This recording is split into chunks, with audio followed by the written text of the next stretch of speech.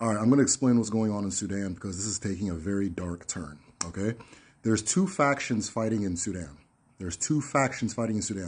One is called the RSF. Remember that name. The other one is the Sudanese military. Both of these factions are genocidists or G-cidists, whatever TikTok wants you to say. Both of these factions are actively, historically, and almost obsessively locked into the idea of ethnic and racial cleansing of the country. Those of you who are American, you may look at the physical look of both people and say, oh, but they're both black. How could it be racial? Different countries have different rules about race, okay? In Sudan, those are Arabs.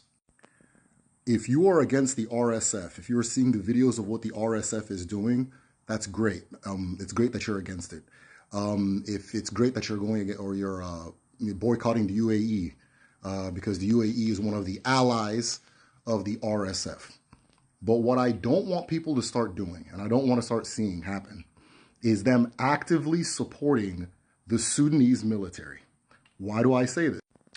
The word RSF, or the name RSF, stands for, what is it? Reserve support, right? The S in, let me just say this. The S in RSF stands for support, okay? Stands for support. Who is the RSF supposed to be supporting? The Sudanese military. What does the Sudanese military need support in doing? Eliminating the black population, predominantly Christian, so on and so forth, and the population that lives on the land that had in the past had the oil and the resources, eliminating the African Sudanese people, the South, the people we now call the South Sudanese people, the people of Kordofan, the people of Darfur, all of the Sudanese people that are my shade, and so forth. The Sudanese military had that as their goal. They had been committed to this idea for decades, before you even knew what a UAE was. Those of you who are trying to make this about the UAE is a supporter of the RSF, but this is not the UAE that's causing it. The UAE is supporting it. It's a big difference.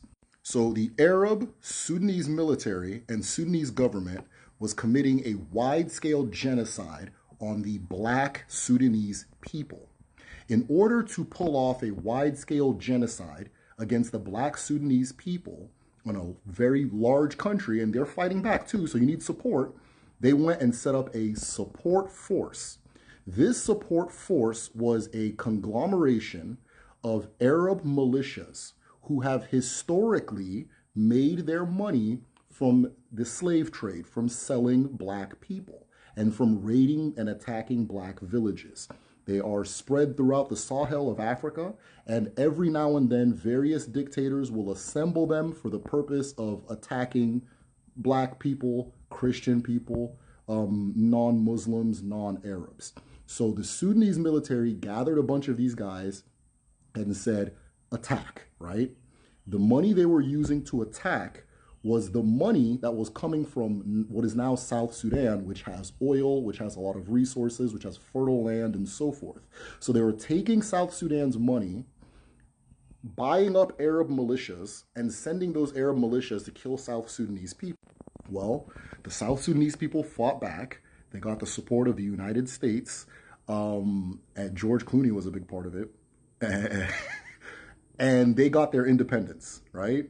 They fought back, they got the support of the US, they got the support of the UN, and they got their independence, and they formed the newest country in Africa called South Sudan. So the Sudanese military had this giant Arab, specifically Arab, militia that is specifically here to unalive black people and sell black people into slavery and take their land and sell their resources. And it didn't have the money to pay them anymore because the people it was robbing to unalive were gone. And so South Sudan's military was so dedicated to this project of eliminating the black population, it was so dedicated to it, that it had actually put enough money into the RSF, the support force, for it to be able to challenge the actual military. That's how important this RSF was for their mission.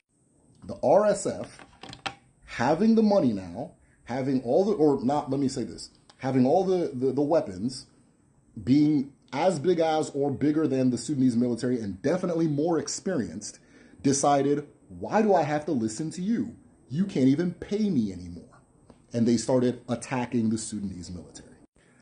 As people became familiar with the atrocities that both sides regularly commit, right?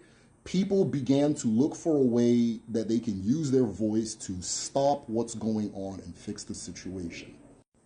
One smart way is attacking their allies, right? Especially the RSF's allies, because the RSF, even though it was hired by the Sudanese military and was doing and does what the Sudanese military does, it seems to do it a lot worse and is more out of control. But the RSF has the UAE as an ally because the UAE is willing to do business with it, even though it's not a state actor. Most countries have to do business with state actors. It's international law.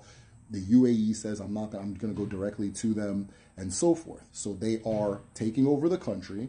The places they take over, they get the minerals out and they sell it to the UAE in exchange for weapons. I'm okay with people being against the RSF.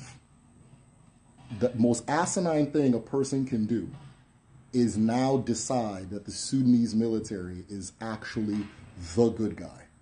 The world is very complex.